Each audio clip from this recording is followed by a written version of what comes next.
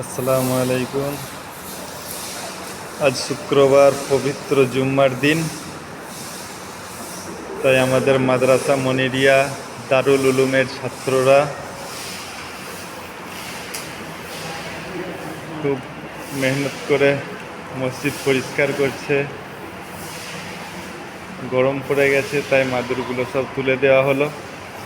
ছেলেরা বলছে এমনি ঝাড়ু দিলে হবে না, ভালো করে ধুতে হবে, মসজিদটা ধুয়ে পরিষ্কার করব।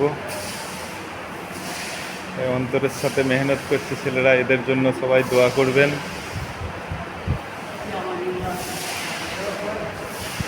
খুব মেহনত করছে ছেলেরা, অন্তরের সাথে মেহনত করছে।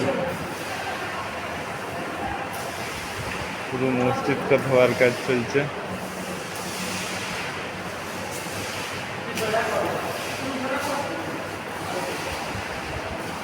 সকলে দোয়া করবেন এদের জন্য।